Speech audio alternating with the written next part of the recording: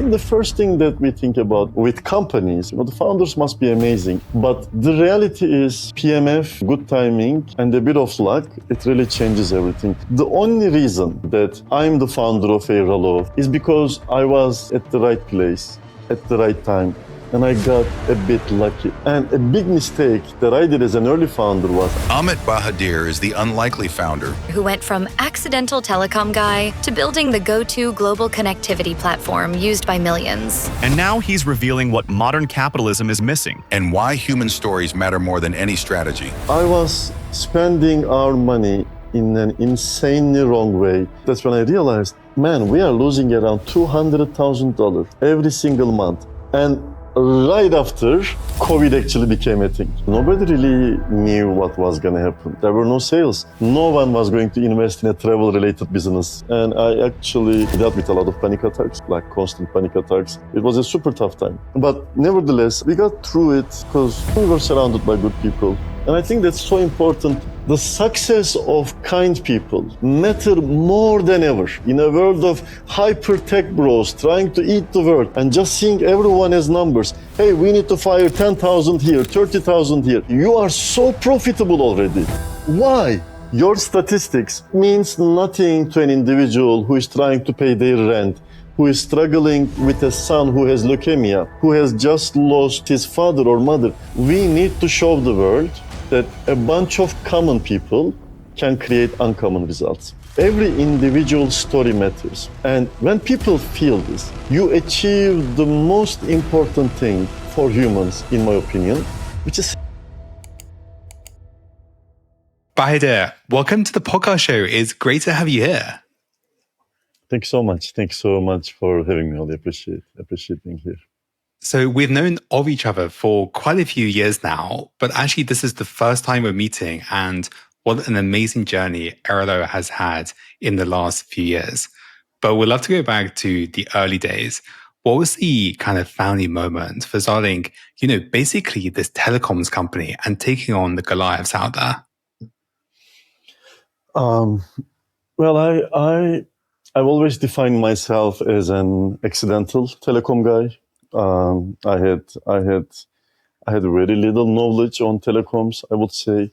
I'm pretty much, I guess, the usual hustler, you would call it. And as far as I remember, probably since 19 years old, I've been just hustling and building lifestyle businesses, failing 80% of them, maybe 90% of them.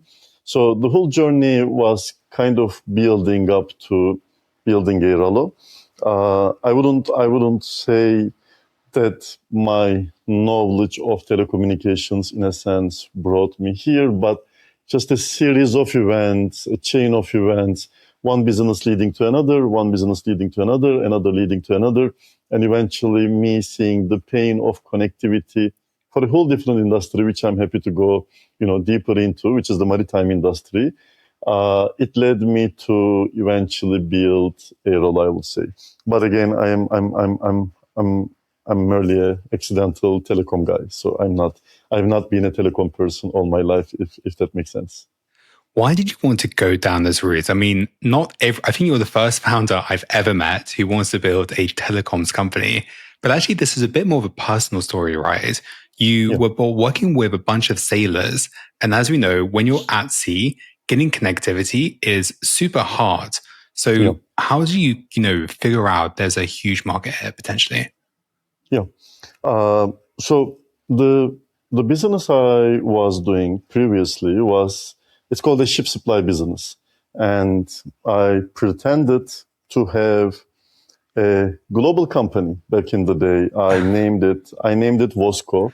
WOSCO basically stands for World Ship Supply Company. So basically what I did was I built a ship tracking system where I would see every single ship in the world, whether they're a cargo ship, whether it's a tanker ship. I would see every single ship heading to any country in the world. And through satellite, through telex messaging, once I see the ETA of a ship, of a vessel, I will simply send the ship captain a message. So the ship could be going to Port Santos, Brazil, or Yokohama, Japan, or it could be going to Immingham, UK. It could be going to Richards Bay, South Africa, Istanbul, Turkey, doesn't matter. Wherever the ship goes, I will send the captain a simple question. Captain, you are heading to Santos, or you are heading to Busan, Korea. And do you need any provisions, any bonded stores? Basically, these are potatoes, tomatoes, frozen meat, drinks, the things that we all need, but the ships need them in bulk because there are 25 to 30 sailors on every ship.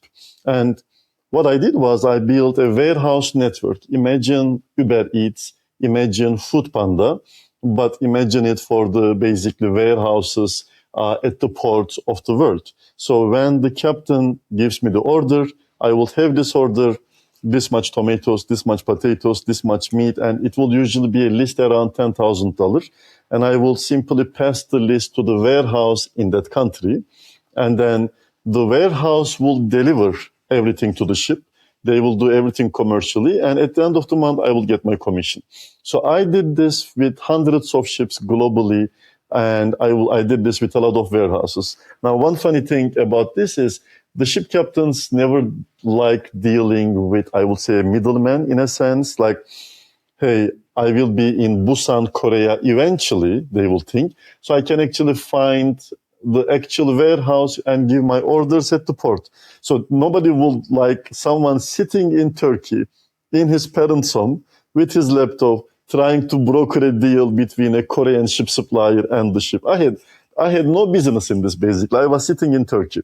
So what I will do is, as an entrepreneur, I will pretend to be 60 different personalities in 60 different countries. So I will be John in Singapore. I will be Veronica in Brazil. I will be Michael in United States. So I had a lot of personalities. And I did this business for some time. And I supplied many ships globally in many ports. What will keep happening is every ship captain would ask me the same question in every port they go to. Hey, thank you for the tomatoes. Thank you for the potatoes. Could you arrange a SIM card so that we can have connectivity? And I realized wherever they go, these sailors, they needed connectivity because they cannot use their roaming. They are literally traveling the world for 9 months and going back home for 3 months. These are sailors from the Philippines, Bangladesh, India, Myanmar. And what I realized was connectivity is a huge pain for the maritime industry. You have 1.7 million sailors globally traveling constantly, and yet they have not solved their problem.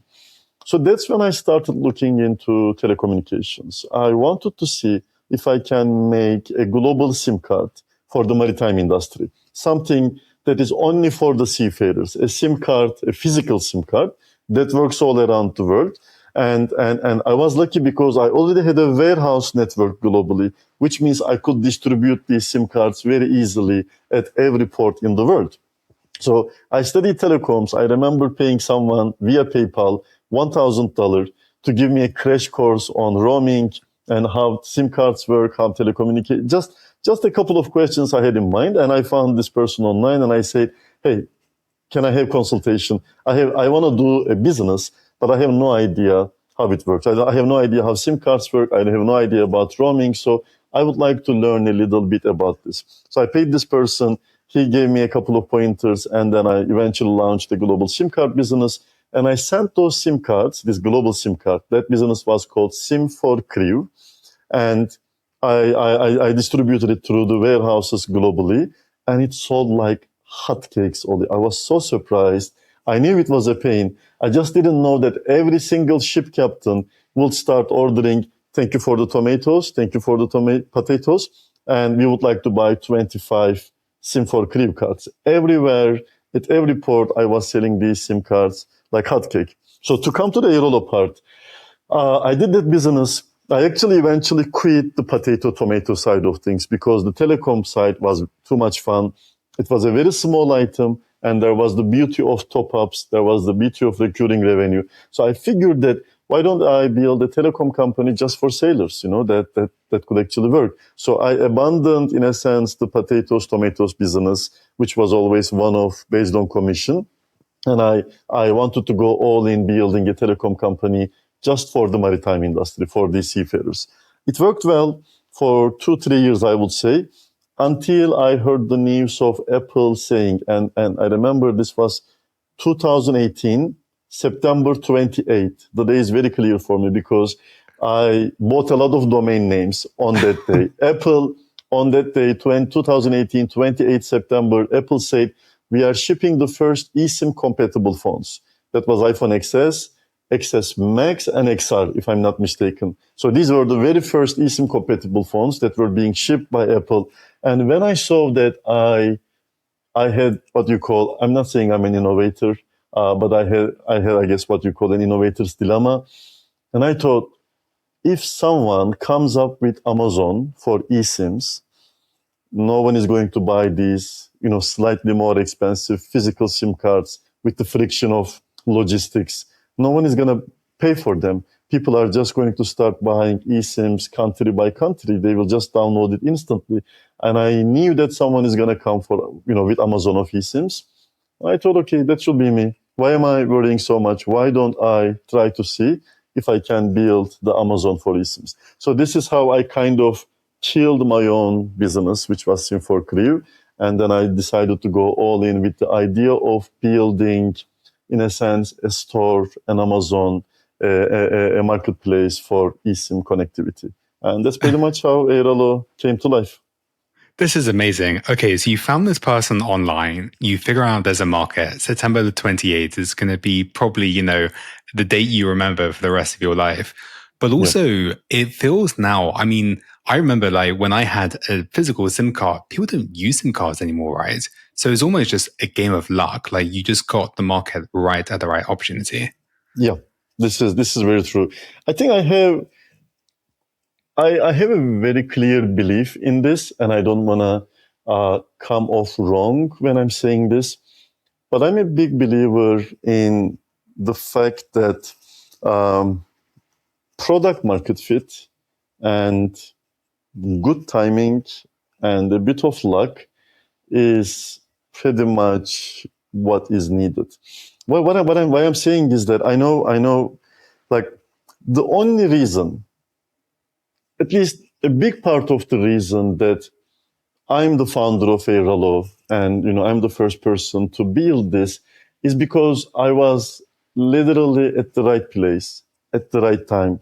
And I got a bit lucky. It's not because I'm the most amazing founder. It is not because I'm the smartest person in the room. I actually think I'm not that smart.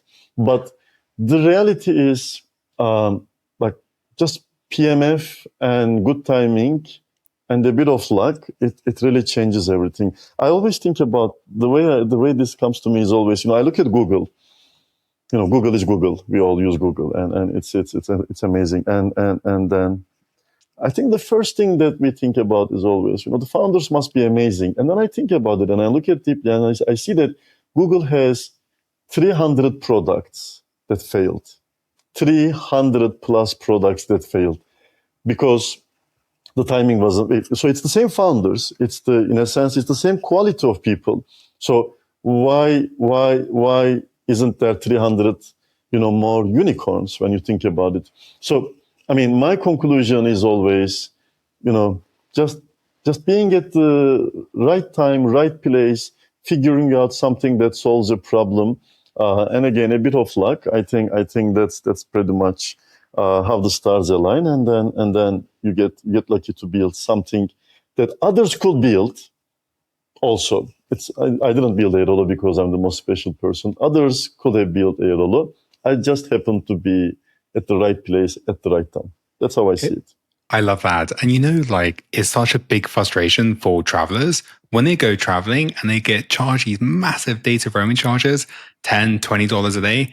We're screw you, big telecoms. This is so unfair, right?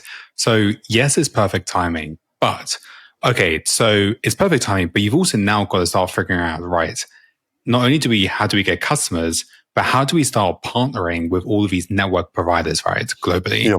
How does that whole process work? And who are your first providers? And how did that come about? Yeah. Eventually it's work. It's definitely work. There are layers to accessing connectivity globally.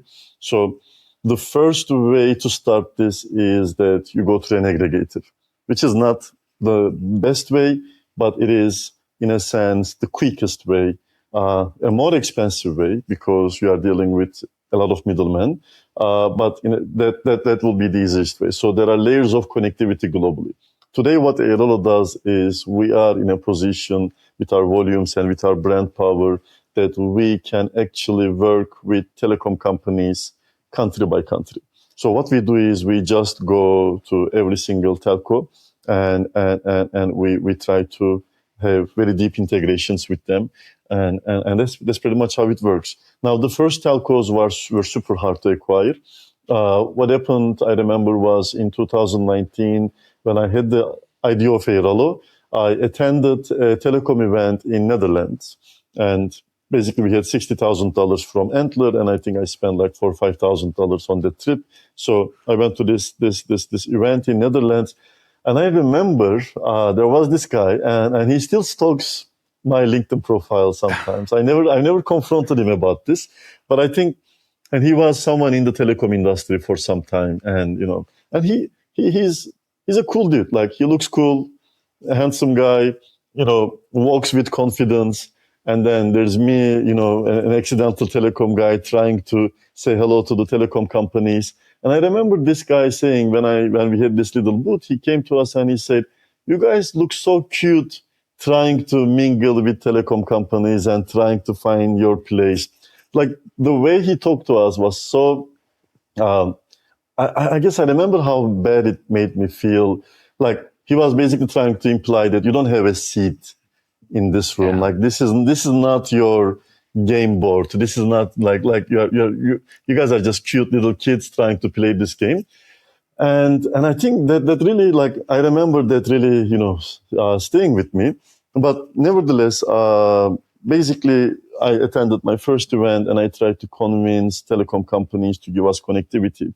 It was super hard because, they need commitments, they need volumes. They don't just entertain someone, who is not from the industry coming and saying, "Hey, I'd like to get some connectivity from you." It's not something they just do straight away. But I was very lucky. One telco said, "I think what you have has merit. What you are trying to do has legs. And I think this is going to be something. And we don't want any deposit from you. We don't want any advance payment from you. I'm going to support you. And I'm going to do a pay-as-you-go model for you. So you can use our connectivity and pay, postpay, use postpay. That person really supported us when we first started, because anyone we talk to says, "Sure, we need $250,000 deposit. We need a $2 million commitment." That company, which I'm not going to name right now, but they kind of made it easy for us to get the first connectivity. And today they become our biggest supplier. And I think like the amount of revenue they made from us is just insane at this point. And it all started with they simply believing and saying, "You know what? We are not going to make your life difficult like all these other connectivity suppliers. We believe in what you are doing. Just pay us when you have the money." And they've been making probably hundreds of $millions since that day. So yeah, that's pretty much how you do it. But yeah, you have to talk to every telco. Today, that's what we do. We go to every telco, we talk to them. And today it's much easier, obviously. Today they know who we are, they know our volumes, they see that we can bring them petabytes and petabytes of data. So the conversation is much easier. I absolutely love that. We never see, I mean, there's always, in a sense, a love-hate relationship, I would say, with telcos. But I, most of the time, see telcos as allies, because eventually they are our suppliers. We just need to make sure we structure the right commercials so that the end users can enjoy these eSIM packages. I love that. In every founding story, you're always going to have like those negative people around you, maybe, patronizing you, but you're always going to have like those first few people, like the people who first supported you, right? Did you have any like particular tactics and, convincing skills that you just wanted to partner with these guys? Or was it really like just very much, "Hey, look, this is exactly who we are. This is our mission. Give us a chance"? Yeah. I think what works well for us, and as a company, I believe it is in our core, is that we come off as people who are, how should I say this? Like, we don't use any jargons. We don't use any hyperbolic, sales tactics. We are super straight and super boring. At least I've been historically. I've been super straight and super boring in my asks. No fancy words, I will say, or no whining or dining. And I actually don't know how to wine and dine. I just know how to ask things in a very boring way and tell the story of what I'm trying to do in the most genuine way that is possible. Nothing more, nothing less.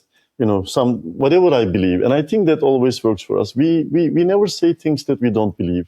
We never build, in a sense, constructs that are obviously constructs. We just say things as they are, and this, in a sense, I would say, down to earth approach has always worked for us.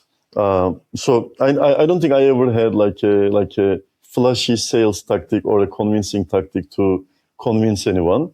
We just tell our story in a very straightforward way. Hey, this is what we are trying to build, and we genuinely hope it works. So we will really appreciate if you become part of this, and that's pretty much how we do our, telco convincing or fundraising. But everything, we just say things that we believe. I think that matters a lot. We never have any fancy constructs or any fancy jargons.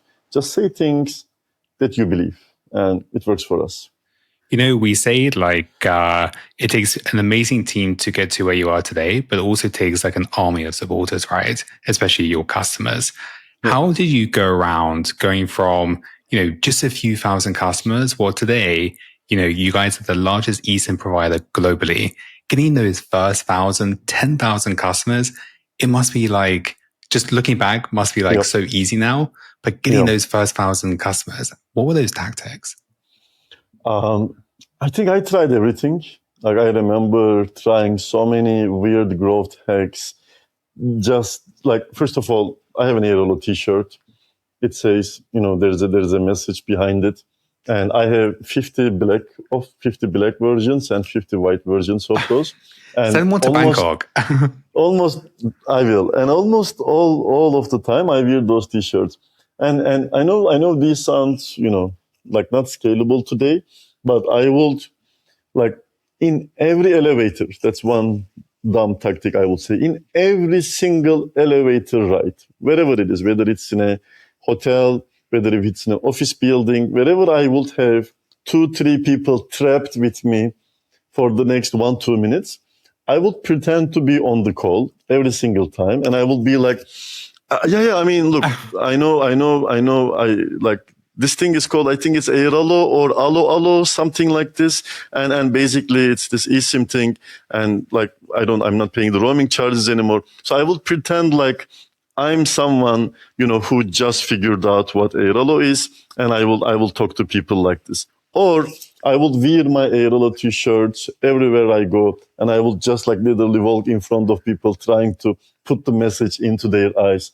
On Twitter, I created this was 2019. I created a lot of TV, accounts, and those accounts would basically follow every tweet that mentions roaming and pain. Like, every single time someone on Twitter mentions roaming, pain, roaming, not working, our account, and these will be like, anti-roaming hero type of accounts, they will just reply to those tweets saying, hey, sorry to hear this, have you tried Airalo? So we would like follow try to find every single person who tweets about their connectivity pain on Twitter. Same on Instagram. So we did a lot of, things that don't scale. But, some worked, some didn't work. I think the thing that worked really well once we had a little money to spend was influencer marketing. And I realized that one of the biggest mistakes, and I'm happy to talk about those mistakes, is that spending marketing money in the wrong way. the right way was, wait, this is not music. So I cannot just tell people to download Spotify, because in my case, I need to first teach people what music is. I cannot assume they know what eSIM is. Nobody knows what an eSIM is. And I'm telling people to download Airalo. And those Facebook ads or Google ads are not working. And we are thinking, why are they not working? Why is the cake $80? Like our AOV is $15. We are having cakes of $80. This is insane. Until we really cracked influencer marketing. So our in a sense, big break happened when we paid $5,000 to a YouTuber. And he talked about us. And we had an insane amount of customers signing up from his country. And that's when we realized, okay, we need to educate people. That's what we are missing. People don't know what eSIMs are, and yet we are pushing Airalo to their faces. So we changed our whole strategy into being the educator of what an eSIM is. Because imagine, this is 2019. There is only 40 million Apple phones out there with eSIM capability. Just think about the conversion rate to travelers who have an eSIM phone. It is so low out of 1.2 billion travelers globally. And we are trying to find those people, that 2 million people that are traveling with an eSIM compatible phone.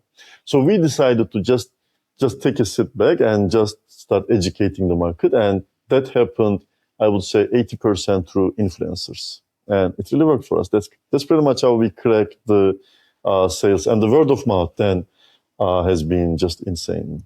Just insane. Like people who shared each other what Airalo is, what eSIMs are. I think that's what brought Airalo to where it is today, the word of mouth.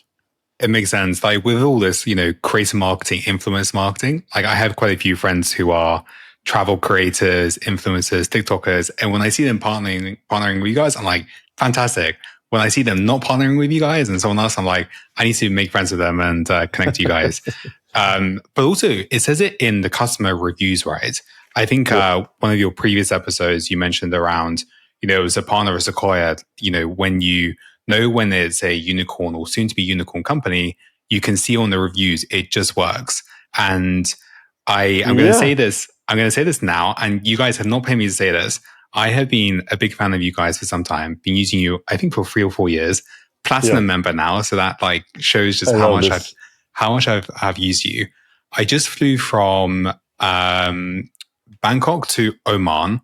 Downloaded the local eSIM on the app before I flew, and as soon as I arrived in this country I've never been to before, automatically connected to the network. And I feel, when people go traveling, they have 2 to 3 worries. Data, are they going to miss their flight? And are their bags going to arrive on time? The most important is data, and it just works. Yeah. I don't know if we because this is something so big for me also. Like the first time I was in a Sequoia class, that's something that really also stuck with me. They said, the sign of a unicorn is when customers start saying, it just works. And I actually started looking at our reviews the same way you mentioned. And I've seen this so many times in our early days. It just works. It just works. And eventually I think that's what we are providing, right? Yeah, connectivity is the name of it, but we are really providing that peace of mind. We are taking your connectivity pain away, and we are providing you a peace of mind. Just the idea that when you land, you'll be able to call your taxi. You'll be able to open your documents in your emails and show it to whoever needs to see them. The idea that you will not be stranded, it is something that every traveler needs. And I think that's eventually what we are providing. We are providing a peace of mind. Let's talk about founder challenges. I know, like every time a founder builds a company, they're going to have amazing days. They're going to have okay days. They're going to have bad days, and they're going to have like panic days. I remember vaguely when you guys had just raised one of your rounds, and then 2 weeks later, or even a week later, COVID happens. Yeah. And this is not a great time for any founder or any company in the travel industry. Yeah. What are you thinking, and how do you avoid panicking hourly? Yeah, I mean, it was. See, the thing about COVID is nobody really knew what was going to happen. Everybody thought it's a 2 months, 3 months thing, and it's going to go away. Nobody really understood like what COVID really is.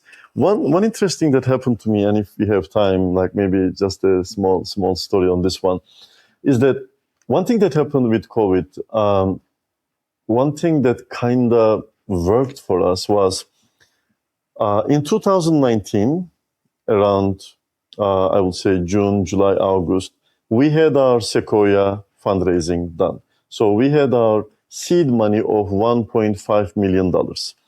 This was 2019, in a sense, middle of 2019. And my plan was very clear. 2020 June, I'm going to go for a Series A round. That was my plan. 2020 June, I'll go for a Series A round. What happened was, in that 4 months, I would say building to 2020, I was spending our money in an insanely wrong way. You know, a black hole spending of Facebook ads, Google ads. Wait, people are not coming. The problem should be that I'm not putting enough money. So then I put more money, and then we put more money. And a big mistake that I did as an early founder was I was not observing our P&L. I was not looking at our expenses. I didn't see how terrible our Facebook ads expenses has become. And then that's when I realized, man, we are losing around $200,000 every single month. And we only have $1.5 million in our bank account. Like, what the hell was I thinking? I had no idea. 7 months. So what happened was, Sequoia invited me to their office, and they say, let's take a look at the P&L. And then I showed them, and they said, you realize you are going to be out of money in 2 months, right? And I was like, yeah, I'm just hoping things are going to be okay. I'm just hoping in the next 2 months, people will know more about eSIMs. But that's not how it works. It's just me not really seeing the bigger picture. So what happened was, by the end of 2019, I decided to go for a Series A round. So I was planning 2020 June. Instead, I said, you know what, 2019 December, let's go for a Series A round. And we convinced Rakuten in the next month or two. And Rakuten basically decided to put, with other investors, $5.4 million Series A into our account in March 2020. And right after, COVID actually became a thing. If I had enough money, if I didn't spend the money in the dumbest way possible, I would have more money. I would confidently wait for the middle of 2020, where COVID would be a real thing. No one was going to invest in a travel-related business. You know this. Nobody was going to even listen to us. Hey, travel connectivity business. In the middle of COVID? No thanks. But seriously, when I spent the money in the dumbest way possible, we ran out of money so fast that we were forced to raise earlier, which kind of made sure we had enough money in our bank account during COVID times. And that's literally what took us through COVID. There were no sales. Nothing was happening.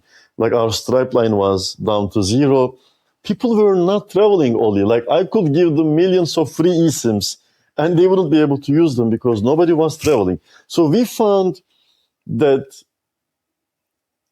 we just need to go through this. We just need to power through this. And we were so blessed, so lucky that our war chest just got filled literally before COVID. And that gave us such an unfair advantage because for 2 years, nobody even dared to think about building a travel eSIM business. Nobody even could imagine going into such a business. And yet we were in there. We had a chance to fix all the broken parts with $5 million in our bank account. So we just powered through COVID, I would say. It was a super tough time. I remember clearly, I had $36,000 before the Rakuten funding came in. $36,000. That was the last money we were supposed to pay the suppliers, the salaries. And we just had $36,000, the last money. And I'm just waiting for the Rakuten money to come in. And luckily, one of the angels, who was also a pre-seed angel, he said, I'm going to send my money right now, pay your debts, pay your suppliers. And that's kind of, how it happened. I'm getting the sense in this story that so much of this is all about luck, but having just amazing people by your side, the first telecoms provider you had, your first team members, your angel investors, your investors, but nobody saw COVID happening. And I'd actually like to go inside your brain, inside like team environment back then, were you guys freaking out? Were you thinking of what else, what other businesses can we do? Because no one's traveling. Yeah. I mean, I think we were freaking out, but I think what we were trying to do eventually was we did start a war on waste, as in, look, every single thing that is not necessary today, like, or it feels vaguely necessary, we are going to cut it. We had to be super strict to make sure that, we are just getting by in a sense. So we did declare war on waste, and everyone was on board with it. And is there an unnecessary subscription that we wouldn't mind because it's $60? Let's cancel it right now. Like we decided to make sure, we made sure that we don't spend anything unnecessary. And that's pretty much how we try to get through this. But was it a tough time? It was a super tough time. And I mean, because there were no sales happening, and we've reached 100K revenue in our 4th month. And we thought it's just going to go the hockey stick that everyone talks about. It's going to happen with Airalo. It's 10,000, it's 20,000, and it's happening, especially after the influencer, the revenue is just going up, and then boom, it just goes down overnight. We were very stressed, and I actually, I dealt with a lot of panic attacks back then, like constant panic attacks. The emergency doctors became my best friends.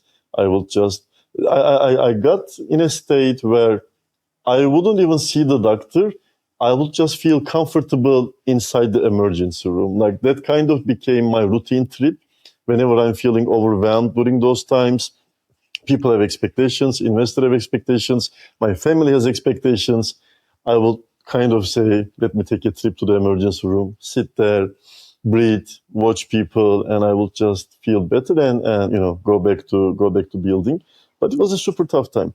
But I mean, we got through it because I think we were surrounded by good people, people who understand, and that's what I mean by when I say, remember in the beginning I said, people who say things, that they mean. I think that's very important for us. Being surrounded by, I always say Airalo is a bunch of common people putting out uncommon results. And we are big believers in this. And that's the type of people we always try to have within Airalo. A bunch of common people putting out uncommon results. Good people, kind people, people without big jargons, and they mean what they say. And that's very important, because so many times we say things that we don't mean, and we don't even realize it. Like think about it, like you will see this may not be the best example, but you will see someone coming to you and preaching about religion, and they will say, "I am so sad for everyone who didn't accept religion." The thing is, no, you are not. You are not sad for everyone. You are very happy for yourself. That's the thing. You are very happy for yourself. But in reality, you are really not sad for everyone. But just imagine how easy it is for us to just say things. I'm so sad for everyone who who don't believe in a religion. Are you really sad for everyone? So that's what I mean by, again, this is just a simple example. But my point is, we don't realize it, but we say so many things that we simply don't mean. And it's so easy to say things. And I think that's so important that you are surrounded by people who are people that say things that they mean. And we were very lucky, getting through COVID. We were surrounded by good investors, good colleagues, good employees. And that kind of, helped a lot, being surrounded by the right people.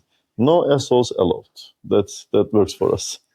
It's such an amazing story, just hearing your personal story, and also just from what I've heard from other people who know you, people just think to build a big company, yes, it takes grit, but also you just got to be a really nice person. And I feel like the best founders are great people, but they're just genuine. There's no BS behind it. They say it exactly how it is, super kind, and they care. That's all it takes, really. Really think about it. Like that's something I think I'll die on this hill, as they say. That's something I care. Like, I'm someone who has been scolded a lot in the past. My dignity has been broken a lot in the past. And I went through a lot of hardship. I'm not saying this to tell a sob story. What this made me realize is that I think something that we miss, and something that capitalism misses eventually, is that we are missing individual stories. And I think that, and that's something we take very seriously at Airalo.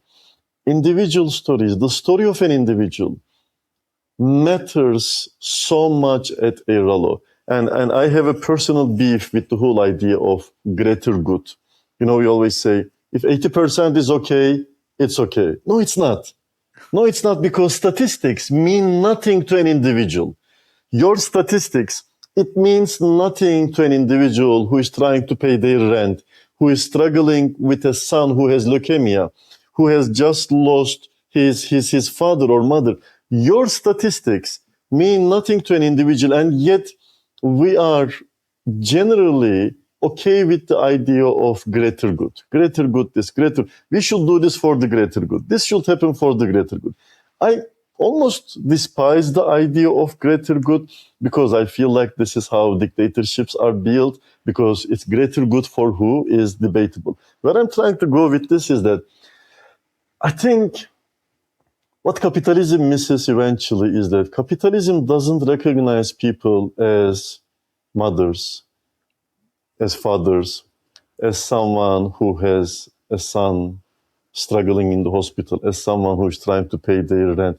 And we miss those stories. And looking at my own past, I always wish that those stories weren't missed on my side. Like, I always wish that people could see the pain that I'm going through. So it's kind of a promise that I made to myself that I will do my best never to miss individual stories, because individual stories matter. There's a Pakistani guy who works in my hotel. I live in a hotel, and he works here. He takes care of laundry. And I talk to him all the time. This guy smiling all the time, Ollie, like smiling all the time. And I just learned that just a week ago, his wife died in Pakistan. His wife fell off a motorcycle and his wife died. So wait, your wife died 1 week ago and you are here smiling at me. You are here still doing this because he's so afraid that he's going to lose his job. Because he's so, like, just think about the sheer pain of someone losing their wife and yet trying to smile into my face because I'm a customer. That sucks so much. And this is where I'm trying to go. Individual stories. See, capitalism won't recognize you as a grieving husband. It doesn't. It just doesn't. Because you have to be okay for the greater good, right? And I have a big issue with this, and I'm gonna die on this hill. And that's what we are trying to do at Airalo. That guy's story, it matters. It matters a lot. A lot. And that's what I'm trying to do at Airalo. Every individual story matters because we tend to forget, companies tend to forget what people are really going through. And I gave this example before, and I think what happens eventually with founders or with investors, with companies as a persona, I've given this example before, is that they get to the Maslow's hierarchy of needs. They all get to the self-realization stage. It's such a soft, nice place to be, right? Self-realization. But most of the world is at the shelter, food, safety stage. So how companies behave, or how disconnected founders behave, or how disconnected investors who are at the self-realization stage behave is that, well, I see, Ollie, you have a problem. I see you are struggling, but did you watch the sky today? Did you watch the rainbows today? Dude, I am trying to pay my rent. let's talk about my rent. And that's what bothers me. And that's where I have a huge problem with. We have gotten so disconnected with the realities of the world where individual stories matter. People are going through a lot of pain. People have so much they want to talk about, and it's almost like they are not allowed to talk about it because capitalism doesn't really care about your stories. It recognizes KPIs, it recognizes ROI, it recognizes efficiency, revenue. And nobody takes a step back and just goes like, wait, it's not that deep. This whole thing, it's not that deep. Your ambition to make billions of dollars, it's not that deep. This whole efficiency concept, this and that, it's not that deep. This podcast, it's not that deep. Don't get me wrong, but everything eventually that we are trying to do, we are just trying to live happy lives and kind of be done with it. But we make the in-between so difficult now, unbelievably difficult, where we just ignore the things that shouldn't be ignored, and we get obsessed with things that we shouldn't be so obsessed with. There's this disconnect with self-realization stage of, hey, you need to travel the world and watch the rainbows. Everything will be okay. No, sir, I'm trying to pay my rent. Thanks for the advice, but you are so disconnected from my reality right now. Do you have any idea what it means not to be able to pay rent next month? You don't, and that's why your advice is, well, you should travel the world. Exploring the world will give you a new perspective. Like, sir, again, I am trying to pay my rent. This advice doesn't work for me. I'm trying to wrap up here, but I think what we really care about, Airalo, is every individual matters, not the greater good. Every individual matters. Every individual story matters. And when people feel this, when people feel recognized, you achieve the most important thing for humans, in my opinion, which is safety, which is the feeling of psychological safety. And I do like to think that's how our people think at Airalo. They know that their stories matter. They know that they are not KPIs. They know that firing is almost impossible at Airalo because I know how hard it is to go home to your wife or your husband or your kids and try to explain to them that you don't have a job anymore.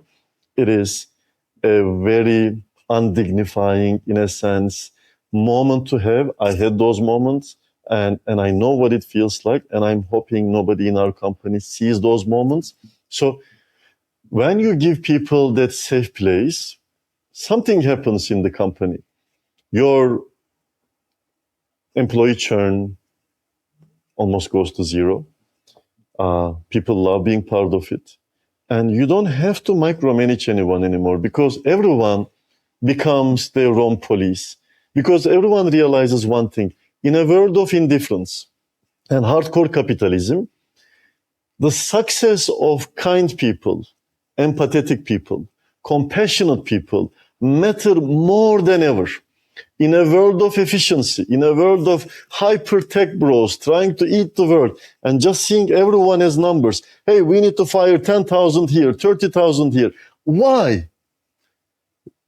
It's not that deep. Why? You are so profitable already. Why do you need to do this?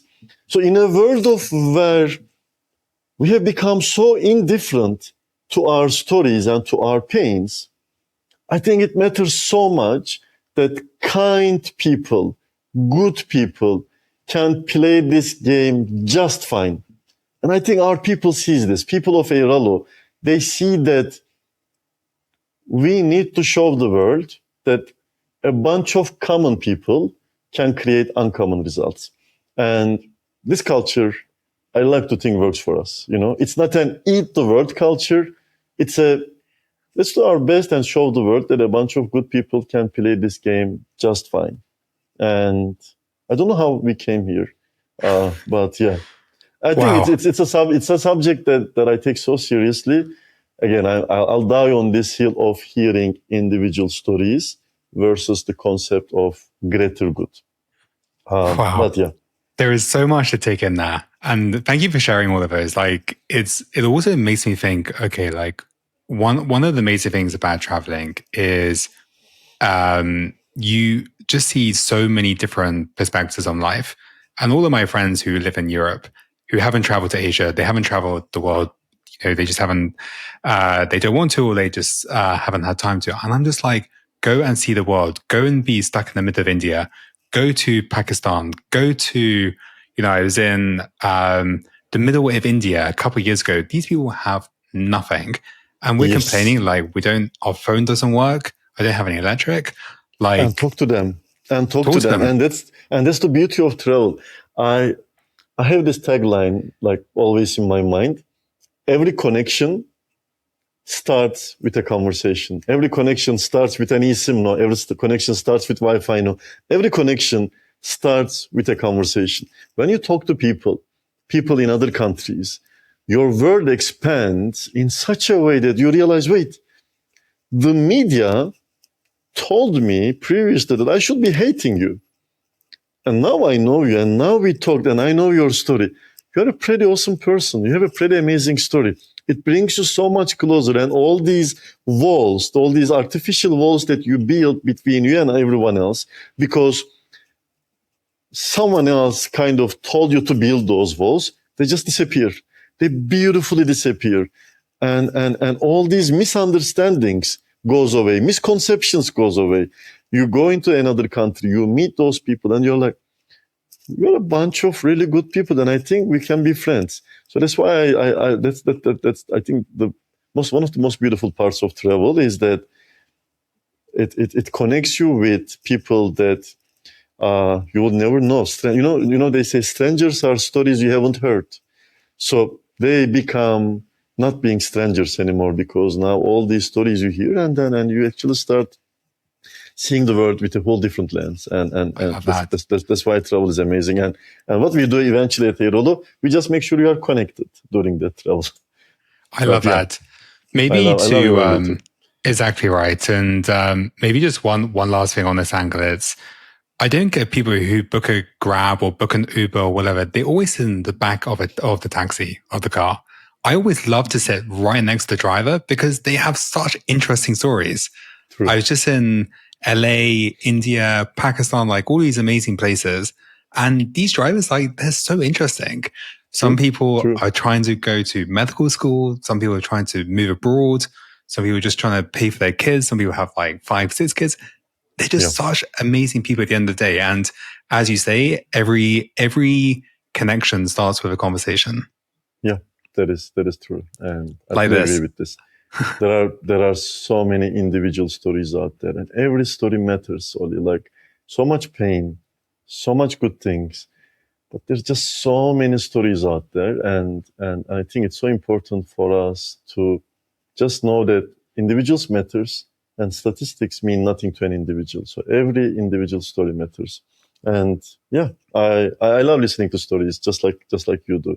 Amazing. I think there's so much beauty in human stories in general, and it humbles you. It really humbles you.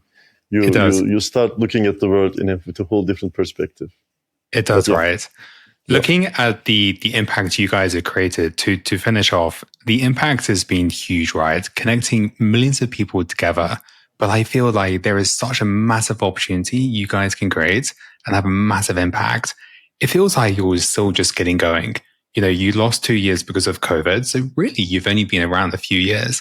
What's like what is the big vision? Where are you guys going to go next?